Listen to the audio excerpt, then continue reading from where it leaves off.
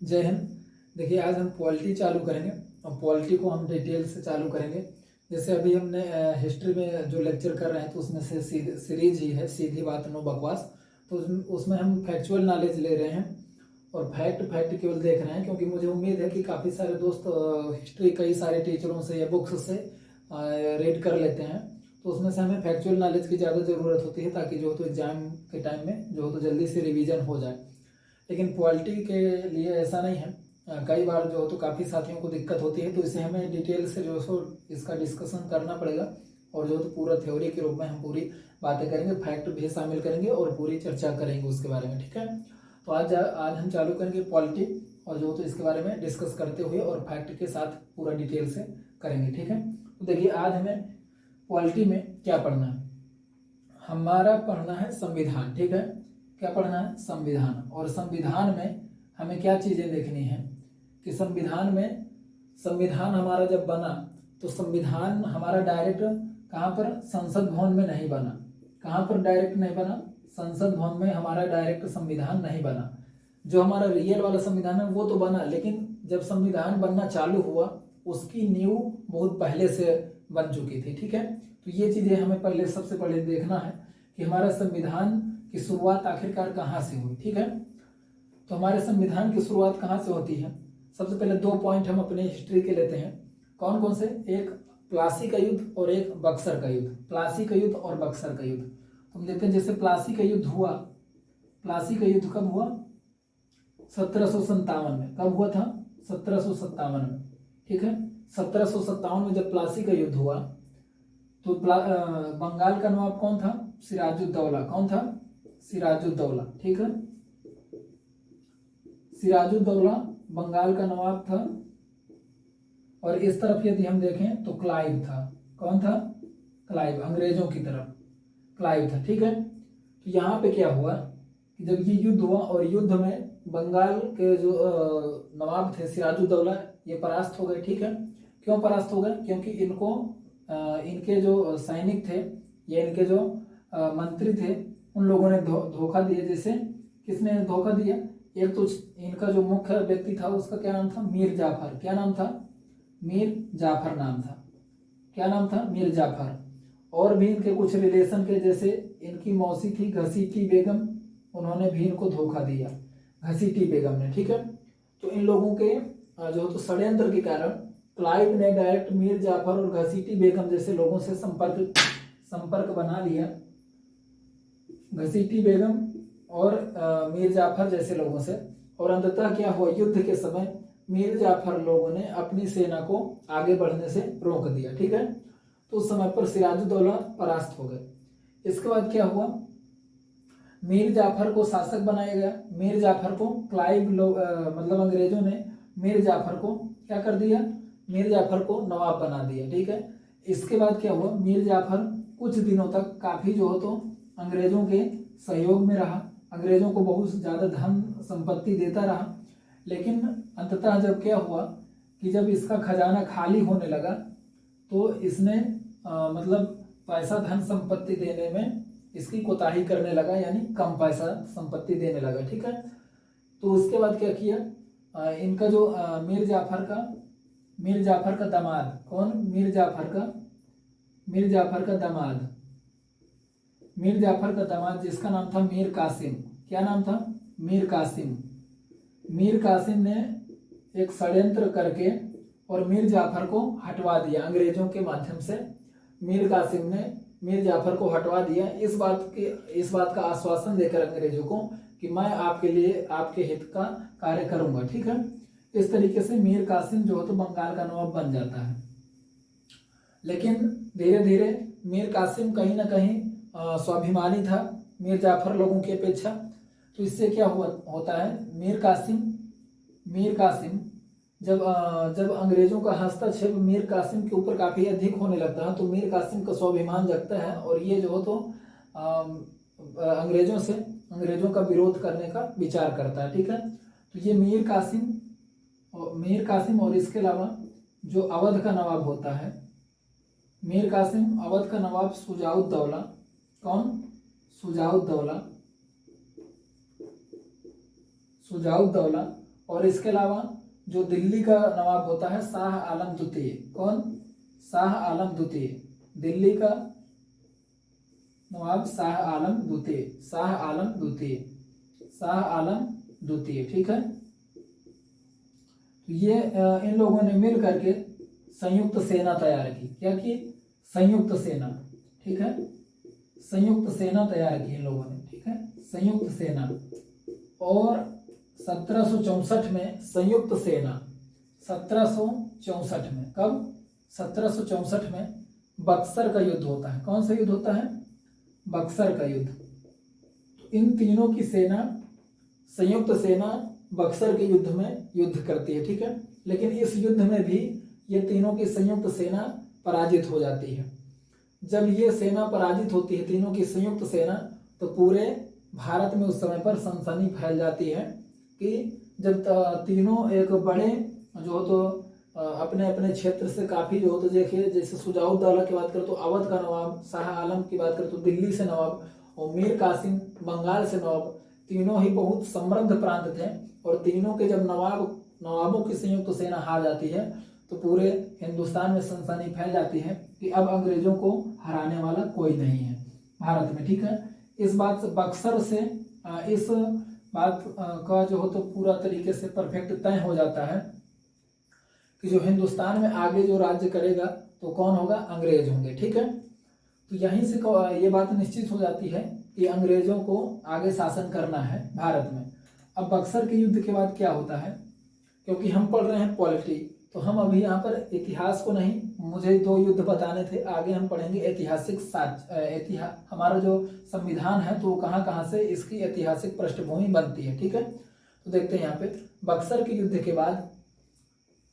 युद्ध के बाद बंगाल में अंग्रेजों का कब्जा हो जाता है। ठीक है, और धीरे धीरे बंगाल में काफी अधिक समृद्ध प्रांत था, तो वहां पे जो हो तो प्रताड़ना चालू करते हैं अंग्रेज लोग। ठीक है, लेकिन यहाँ पर होता क्या है कि जब यहाँ पे व्यापार करना चालू होता है तो जो भी अंग्रेज अधिकारी होते हैं वो अपने निजी व्यापार के फायदे के लिए क्या करते हैं?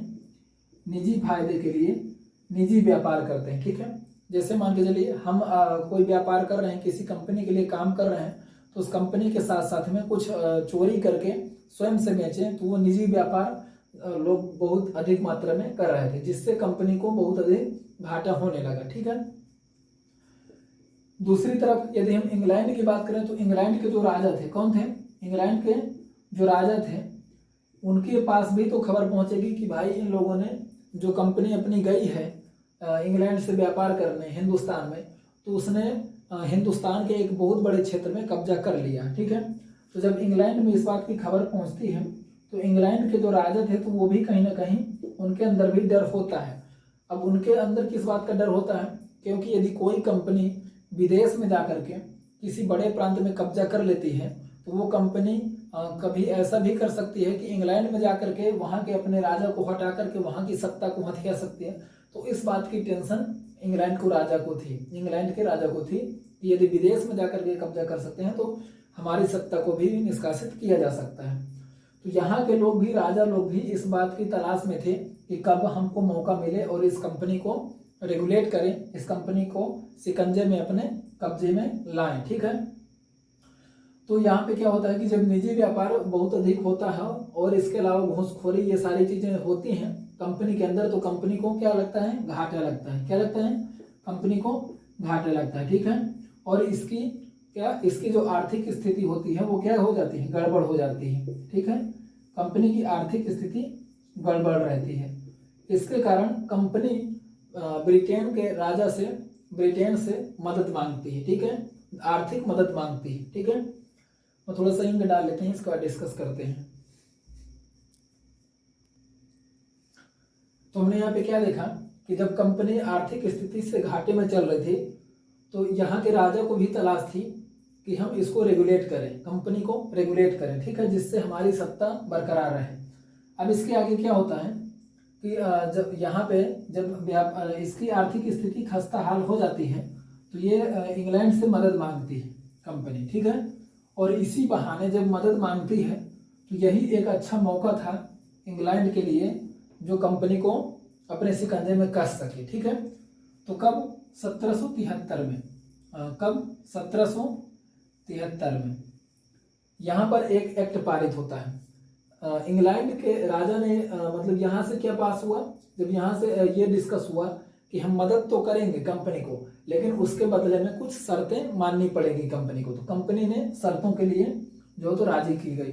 ठीक है, अब यहाँ पे क्या होता है कि 1773 में रेगुलेटिंग एक्ट आता है। क्या आता है? Regulating act.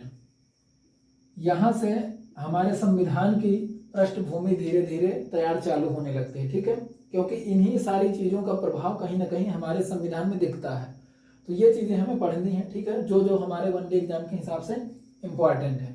अब देखिए यहाँ पे इजी कैसे करना है। रेगुलेट, री मतलब दोबारा। ठीक है, री मतलब दोबारा, इसको दोबारा नियम कानून में बांधने का प्रयास कर रहे हैं कंपनी को। ठीक है, तो यहाँ पे 1773 में क्या होता है कि कंपनी पे 2-3 शर्तें लागू की जाती हैं। क्या लागू की जाती हैं? कंपनी पे निजी व्यापार पर प्रतिबंध लगाया जाता है। क्या? निजी व्यापार पे प्रतिबंध लगाया जाता है। जो लोग कंपनी के कर्मचारी जो निजी व्यापार कर रहे थे उनके लिए पूरी तरीके से मना की जाती है। और दूसरा आपको यहाँ पे क्या याद रखना है कि यहाँ पर कलकत्ता में, क्या? कलकत्ता में एक सर्वोच्च न्यायालय की स्थापना की जाती है। ठीक है, सर्वोच्च न्यायालय की स्थापना की जाती है। ठीक है, ये आज वाला सुप्रीम कोर्ट नहीं है, बस नाम है सर्वोच्च न्यायालय। ठीक है, और इसका जो इसके जज होते हैं, तो 4 जज होते हैं। 4 में से 1-3 मतलब एक मुख्य होता है, तो मुख्य वाले का क्या नाम होता है? इसका नाम होता है सर इलेजाह एम्पे। सर इलेजाह एम्पे। ठीक है, तो इसे आपको याद रखना है, सर इलेजाह एम्पे। इनका नाम क्या होता है? सर इलेजाह एम्पे। ठीक है, कलकत्ता में सर्वोच्च न्यायालय की स्थापना की गई, निजी व्यापार पर प्रतिबंध लगाए गए। ठीक है, तो इतना आपको याद रखना कि 1773 के रेगुलेटिंग एक्ट में क्या क्या काम किया गया? निजी व्यापार पर प्रतिबंध, और कलकत्ता में सर्वोच्च न्यायालय की स्थापना की गई। और सर्वोच्च न्यायालय में जो मुख्य न्यायाधीश था तो उसका नाम सर इलेजाह एम्पे था। ठीक है, इसके आगे हम यहाँ पे थोड़ा कुछ चीजें देखते हैं। यहाँ पे कुछ शब्द आएगा, चार्टर एक्ट। क्या शब्द आएगा? Charter act. तो चार्टर एक्ट क्या होता है? चार्टर एक्ट का मतलब होता है अधिकार पत्र। क्या होता है? अधिकार पत्र। चार्टर का मतलब क्या होता है? अधिकार पत्र। मतलब जब भी चार्टर शब्द आएगा, क्या आएगा? चार्टर शब्द मतलब यहाँ पे क्या है कि किसी ने दूसरे को क्या दिया? अधिकार दिया कि आप ऐसा कर सकते हैं। ठीक है, तो यहाँ पे हमें भी कई सारे चार्टर एक्ट आएंगे, तो इसलिए मैंने बताया कि चार्टर का अर्थ क्या है। तो यहाँ पे देखिए 1773 का आपने देखा, 1773 का रेगुलेटिंग एक्ट, फिर हम देखेंगे 1784 का पिट्स इंडिया एक्ट, फिर हम देखेंगे 1793 का एक्ट। ठीक है, फिर हम देखेंगे यहाँ पे इसके बाद 1813 का एक्ट, 1813 का एक्ट, फिर यहाँ पे देखेंगे 1833 का एक्ट। ठीक है, और इसके बाद देखेंगे हम यहाँ पे 1853 का, और यहाँ पे फिर हम आगे देखेंगे 1857 का। ठीक है, इसके बाद आगे हम और भी देखेंगे यहाँ पे। तो जो जो हमारे लिए इम्पोर्टेंट है वो देखना है, हमें इसे नहीं देखना है बिल्कुल भी, और इसे नहीं देखना है। ठीक है, क्योंकि ये हमारे लिए इम्पोर्टेंट नहीं है। ये यहाँ से मैंने इसको बताया, यहाँ से हमें क्या है, निजी व्यापार पर प्रतिबंध लगाया गया, कलकत्ता में सर्वोच्च न्यायालय की स्थापना की गई। ठीक है, अब हम देखते हैं यहाँ पे 1784 का पिट्स इंडिया एक्ट। तो पिट्स इंडिया एक्ट में क्या किया गया? जो पिट्स नाम के व्यक्ति थे, तो ये पिट्स नाम के व्यक्ति उस समय पर क्या थे? यहाँ के प्रधानमंत्री थे, इंग्लैंड के क्या थे? प्रधानमंत्री थे। और इन्होंने एक अधिनियम पारित किया अपने संसद में। ठीक है, और वही अधिनियम जो आया तो वही जो तो पिट्स इंडिया एक्ट के नाम से यहाँ पे प्रचलित हुआ। तो इसको आप याद रखेंगे, पिट्स इंडिया एक्ट। यदि क्वेश्चन ये आ जाता है कि पिट्स इंडिया एक्ट कब पारित हुआ, तो 1784 में। ठीक है, पिट्स इंडिया एक्ट। अब इसमें क्या हुआ था? इसमें क्या हुआ, जो पिट्स इंडिया एक्ट था, तो इसमें इन लोगों ने क्या किया कि जो प्रांत, जो क्षेत्र अंग्रेजों ने जीत लिए थे, कंपनी ने जीत लिए थे, तो उसको क्या कहा? ब्रिटिश प्रांत कहा। क्या कहा? ब्रिटिश प्रांत कहा। क्या कहा? ब्रिटिश प्रांत कहा। जो क्षेत्र कंपनी ने जीत लिए थे उसको क्या कहा? ब्रिटिश प्रांत का है, ठीक है। यहाँ पे एक चीज और आपको याद रखना है, यहाँ पे जो कंपनी का मुख्य व्यक्ति बनाएगा तो उसे बंगाल का गवर्नर जनरल कहा गया था। क्या कहा गया था? बंगाल का गवर्नर जनरल। ये 1773 वाले में है, याद रखना है, गवर्नर जनरल कहा गया था, ठीक है। आगे देखते हैं यहाँ पे कि ब्रिटिश प्रांत कहा गया जो कंपनी ने जिस क्षेत्र को जीत लिया था, ठीक है। और यहाँ पर एक स्थापना की गई किसकी? बोर्ड ऑफ कंट्रोल की। तो यहाँ पे दो चीजें आपको समझना है कि बोर्ड ऑफ कंट्रोल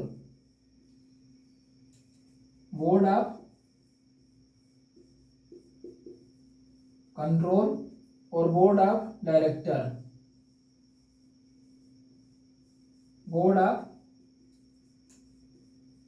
डायरेक्टर, ठीक है।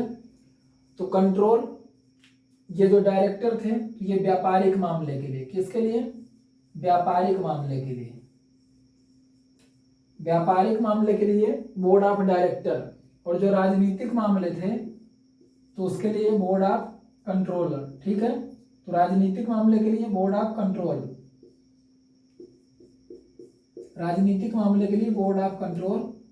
और व्यापारिक मामले के लिए बोर्ड ऑफ डायरेक्टर। तो इसकी स्थापना कब दी गई? 1784 वाले पिट्स इंडिया एक्ट में, ठीक है। तो इतना आपको पिट्स इंडिया एक्ट से दो चीजें याद रखना है कि जिस क्षेत्र को कंपनी ने जीता उसको ब्रिटिश प्रांत कहा, और board of control, board of director की स्थापना की, ठीक है।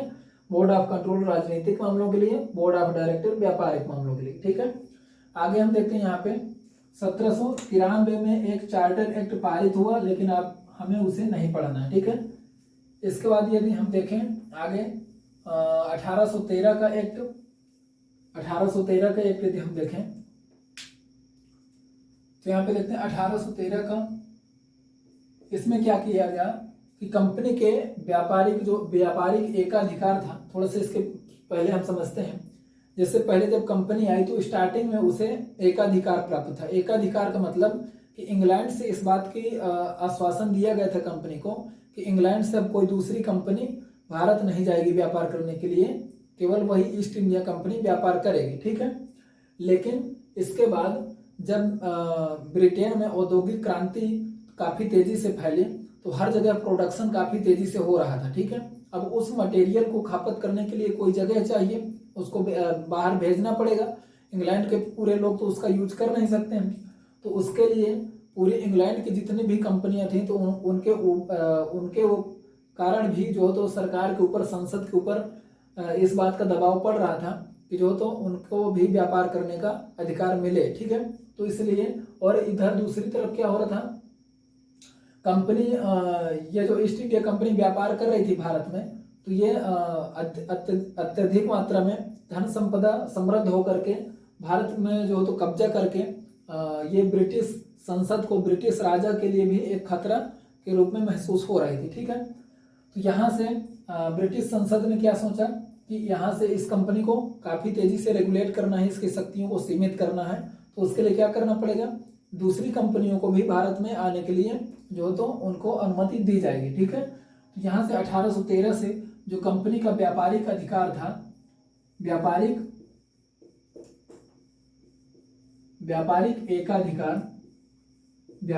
एकाधिकार क्या किया गया, एकाधिकार समाप्त कर दिया गया, ठीक है। एकाधिकार समाप्त कर दिया गया, व्यापारिक एकाधिकार समाप्त कर दिया गया। पूरी तरीके से समाप्त नहीं किया गया, ध्यान देना यहाँ पे। चीन के साथ चाय के व्यापार के लिए, यहाँ पे लिखते हैं, शायद साइनिंग आ रही होगी, चीन के साथ चाय के व्यापार के लिए आज्ञा दी गई, चीन के साथ चाय के व्यापार के लिए आज्ञा दी गई, ठीक है। तो यहाँ पे आपको याद रखना कि चीन के साथ चाय के व्यापार की आज्ञा थी, ठीक है। 20 वर्षों के लिए थोड़ा सा इसको और आगे एक्सपेंड किया गया और इसको चार्टर दिया गया, मतलब 20 वर्षों के लिए इसको और आज्ञा मिली आगे करने के लिए, ये ठीक है। यहाँ पे आपको ये बात आपको याद रखना है कि जो चार्टर एक्ट थे तो हर 20 साल में आते थे, ठीक है। यहाँ पे देखेंगे जैसे हमारे पास यहाँ पे कौन कौन से एक्ट थे, 1773 का रेगुलेटिंग एक्ट, कुछ जो बीच में जो एक्ट आते हैं तो उनको बात छोड़ करके आपको याद कैसे करेंगे, मैं याद कराऊंगा। देखिए 1773 73 का रेगुलेटिंग एक्ट आता है, फिर यहाँ पे बीच में पिट्स इंडिया एक्ट आता है, लेकिन 1700 फिर 93 में आता है, ठीक है, और फिर 1813 में आता है, फिर 1833 में आता है। तो ये हमारे 20-20 वर्षों के अंतराल में चल रहे हैं, तो आपको कंफ्यूजन नहीं होगी, पूरा याद करवा के हम यहाँ पे डिस्कस करेंगे, ठीक है। तो आगे देखते हैं, 1793 वाला पढ़ना नहीं है, 1813 वाला हमने पढ़ लिया। यहाँ पे क्या किया गया, व्यापारिक एकाधिकार को खत्म किया गया, चीन के साथ चाय के व्यापार को बरकरार रखा गया, ठीक है, 20 वर्षों के लिए आगे बढ़ाया गया। यदि हम आगे बात करें यहाँ पे, तो 1833 में यदि हम देखें, तो 1833 में जो हमारा ये एक्ट आता है 1833 में, तो यहाँ से व्यापारिक एकाधिकार को पूरी तरीके से समाप्त कर दिया गया। व्यापारिक एकाधिकार पूरी तरीके से समाप्त, ठीक है, एकाधिकार पूरी तरीके से समाप्त। किसका एकाधिकार, व्यापारिक एकाधिकार पूरी तरीके से खत्म कर दिया गया, ठीक है, मतलब चाय और चाय का चीन के साथ जो व्यापार था उसको भी पूरी तरीके से खत्म कर दिया गया, ठीक है। यहाँ पे साइनिंग आ रही होगी, ठीक है, एकाधिकार पूरी तरीके से खत्म कर दिया गया। थोड़ा यहीं पे डालते हैं, फिर आगे करते हैं। देखिए यहाँ पे व्यापारिक एकाधिकार को पूरी तरीके से समाप्त कर दिया गया। यहाँ पे जो चाय का चीन के साथ व्यापार था उसको भी खत्म कर दिया गया। यदि हम और आगे यहाँ पे बात करें, तो यहाँ पे और आगे यहाँ पे बात करें, तो यहाँ पे और क्या होता है, जो बंगाल का गवर्नर जनरल था, कहाँ का, बंगाल का जो गवर्नर जनरल था,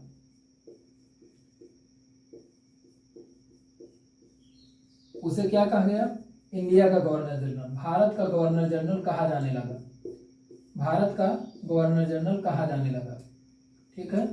यहाँ से क्वेश्चन आता है इसलिए मैं लिखा रहा हूँ, गवर्नर जनरल कहा जाने लगा, ठीक है। और इसके अलावा क्या हुआ, और इसके अलावा यहाँ पे क्या हुआ, तो यहाँ पे बंगाल के गवर्नर जनरल को भारत का गवर्नर जनरल कहा गया। इसमें एक पॉइंट आपको ये और याद रखना है कि यहाँ पे जो भारतीय लोगों की शिक्षा पर 1 लाख रुपए, 1 लाख रुपए, कितना, 1 लाख रुपए प्रति वर्ष खर्च करने की बात की गई, ठीक है। भारतीयों की शिक्षा पर 1 लाख रुपए शिक्षा पर, ठीक है, प्रति वर्ष। अब यहाँ पे आपको इस बात को देखकर भी खुश नहीं होना है कि चलो अंग्रेजों ने शिक्षा के लिए 1 लाख रुपए खर्च करने का, ऐसा कुछ नहीं है। ये लोग क्यों खर्च कर रहे हैं, ये लोग इसलिए खर्च कर रहे हैं कि भारत के लोग कुछ पढ़े लिखेंगे, जिससे वो लोग इनको कंपनी में रख पाएंगे, ठीक है, ताकि किसी प्रकार की दिक्कत ना हो, इंग्लिश सीखें। और इसके अलावा इनका क्या उद्देश्य था, इनका दूसरा उद्देश्य क्या था, यदि शिक्षा पर खर्च करेंगे तो ये स्वयं भी भारत की शिक्षा को ग्रहण करेंगे, और भारत की शिक्षा को ग्रहण करने से इनका फायदा ये होता कि भारत की जो तो पूरी संस्कृति को जानने का इनको मौका मिलता, और फिर जो भी हमारे संस्कृति है उसको जानते हैं, उसी के अनुसार फिर ये अपना शासन प्रशासन चलाते हैं, ठीक है। तो इसलिए ये लोग शिक्षा पर 1 लाख रुपए खर्च करने की प्रस्ताव यहाँ से रखते हैं, और फिर आगे ये लोग करते हैं, ठीक है।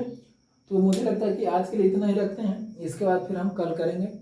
तो आज के लिए इतना ही, फिर इसके बाद कुछ जो एक्ट है तो कल देखेंगे, और फिर इसके बाद हमारा संविधान का जो मेन टॉपिक है वो चालू हो जाएगा। ये देख रहे हैं कि कैसे कैसे हमारे संविधान के लिए पृष्ठभूमि तैयार हुई है, ठीक है। तो आज के लिए इतना ही रखते हैं। जय हिंद।